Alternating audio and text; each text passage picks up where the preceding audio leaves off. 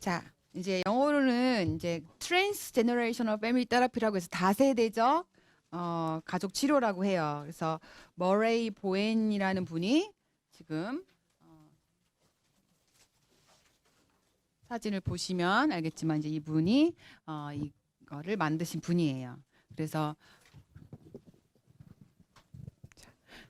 1940년대에 출생하셨고 이미 돌아가셨죠. 그리고 아동 정신과 의사로 정신분석 쪽으로 이제 환자를 치료하셨던 분이에요. 병원에서.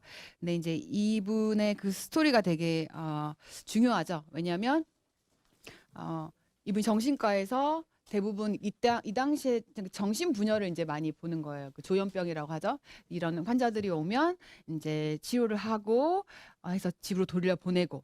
근데 문제는 뭐였죠? 이 사람들이 다시 재발을 해서 또 온다는 사실이에요. 그래서 열심히 뭔가를 해서 좋아져서 돌려보내면 또 똑같은 증상 가지고 온다는 이런 뭔가 반복적인. 그래서 참 이게 뭘까라는 생각으로 뭐 예를 들어서 뭐 보호자 중에 한 명을 부를 수 있잖아요. 그래서 불러서 같이 이야기를 나누는데 엄마가 왔을 때 이 아이가 하는 행동이 다르고 아빠가 왔을 때 하는 다이나믹이 다른 거예요. 그래서 가족을 다 불러서 이 가족을 본 거죠. 근데 이때 되게 좀 어메이징한 것은 이 미국에서 펀드가 나온 거예요. 그래서 이런 가족들을 같이 치료할 수 있는 연구 프로젝트로 펀드가 나온 거죠. 그래서 가족이 다 입원을 해요. 어메이징하죠? 그래서 이 조현병이 있는 이 아이가 있다. 그러면 가족 전체가 와서 입원을 해서 같이 치료를 받는 거예요. 관계 치료를 받는 거죠. 그래서 뭔가 이렇게 작업을 하고 이걸 다 해서 집으로 돌려보냈는데 돌아오지 않아요. 병원으로. 이거에 대한 확신을 갖게 된 거예요. 그래서 이게 아마 가족 치료가 이렇게 확신을 얻고 그러니까 이유 큰 공헌을 한 이제 분이시죠. 이 이유 때문에. 그래서 이분이 그 병원을 사임을 하고 이제 근무지로 옮겨서 이제 이런 정신분열 가족들을 치유하는 쪽으로 이제 여생을 이제 하시게 되죠. 그리고 나중에 이제 학교에 가셔서 이 가족 체계 이론, 이 보엔의 그 다세대적 가족 체계 이론을 이제 성립을 하세요. 그래서 저희가 이제 가족을 함께 봐야 되고 함께 만나야 되는 이유가 여기서 이제 과학적으로 증명이 된 거죠. 한마디로 말해서. 개인 작업도 너무 중요한데 그 힘이 엊그저께 또 배웠던 항상성이 너무 크기 때문에 거기로 돌아갔을 때 그냥 그 본래의 다이나믹 안에서 그리고 어떻게 보면 이 연구가 밝혀준 게 이 개인의 문제가 아니라는 걸 또 드러내 준 거죠. 조현병 같은 것조차도. 그렇기 때문에 가족 치료에 많은 분들이 그 다이그노시스 DSM-5를 공부를 하지만 믿지 않는 분이 많아요.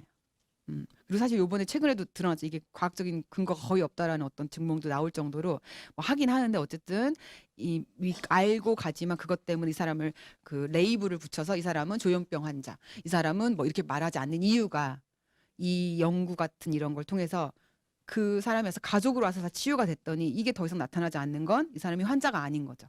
그죠? 그러니까 그런 이유기 때문에 우리가 자꾸 인디비주얼 패러다임에서 관계적 패러다임으로 넘어가야 되는 자꾸 나를 이렇게 나의 항상성, 개인을 보던 항상성에서 그 가족을 보고 관계를 봐야 되는 이유예요. 그래서 내가 끊임없이 유혹을 받겠죠. 이 아내가 이렇기 때문에 이렇게 하는구나. 이 아내가 이런 트라우마가 있어서 이렇게 하는구나. 너무 쉽게 갈 수 있지만 다시 가족으로 돌아오고 다시 관계로 돌아오는 그 작업을 끊임없이 하셔야 되는 거예요. 자, 그리고 이제 주요 개념들을 좀 먼저 살펴볼게요. 그래서 이제 감정 체계라는 게 나오고 개성과 유대감, 그다음에 분화, 자기 분화, 만성 긴장, 삼각관계, 핵가족 감정 체계, 다세대 감정 프로세스 이걸 하나하나씩 좀 살펴볼 거예요.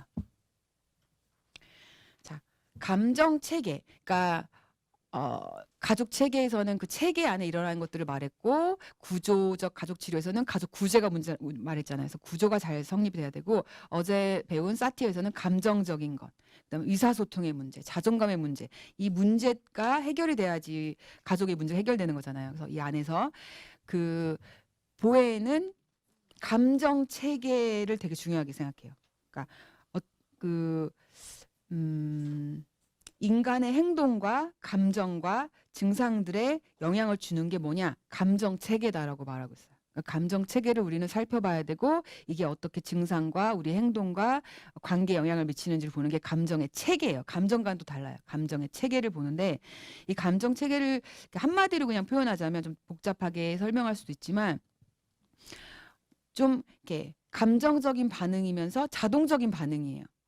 예를 들어서 선생님이 보통 원가족에서 이게 굉장히 활발하게 일어나요. 원가족에서 선생님 원가족을 떠올려 봤을 때 누가 엄마가 예를 들어서 너 왜 이렇게 늦게 들어와? 이렇게 말했을 때 내가 왜 이렇게 늦게 들어왔지?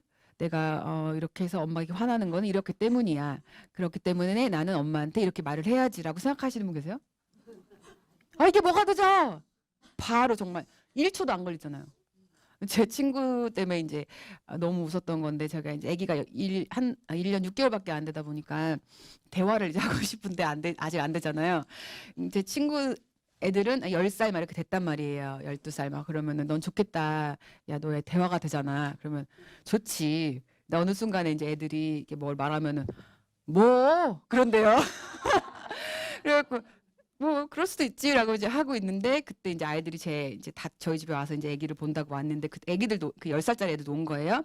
막 얘기를 하다가 애들이 이제 10살짜리 딸들이 엄마 심심해 뭐해 뭐 이렇게 TV 봐 뭐 이렇게 왔다 가다가 너 지금 뭐 하는데 했더니 뭐 그러는 거예요. 그 자리에서. 그래서 와 이 아이들에게 이런 감정적인 반응 생각도 안 하고 바로 뭐 막 이렇게 하는 그러니까 이 특히 원가족 안에서는 이 감정 체계가 있는데 이런 반응이 감정적 반응이 굉장히 자동적으로 순식간에 바로 나온다는 거예요. 이건 생각을 통해서 나오지 않고 그냥 감정적으로 이게 우리가 리액티브하다고 하거든요. 이거 반응적인 반응들이 나오는 이 감정 체계가 우리 가족 안에는 있다라는 거예요. 특히 원가족에는. 그래서 선생님들이 경험했을 거예요. 사회에 나가서는 굉장히 우아하고 대화가 되고 막 이런데 집에만 갔다 하면 그죠? 뭔가 모든 게 빨라져. 그죠? 반응도 빨라지고 대답도 빨라지고 화나는 것도 빨라지고 생각도 안 하면서 그러니까 생각을 하는 그 프로세스가 많지 않은 거예요. 그래서 감정적으로 바로 이렇게 반응되는 것들이 굉장히 빨라지고 많아지는 게 원가족에 있다라고 이제 보는 거예요. 그래서 그 감정 체계를 살펴보고 이 안에 어떤 영향들을 주는지를 보는 거죠. 그래서 이제 가족을 정의할 때 보에는 감정 체계다라고 말을 해요. 가족은 감정 체계. 오케이. 그래서 가족은 이런 감정 체계 안에서 생각과 자신들의 생각과 감정과 행동이 거기에 다 연결돼 있는 거예요. 그래서 감정 체계 안에서 모든 것들이 일어나는 거죠.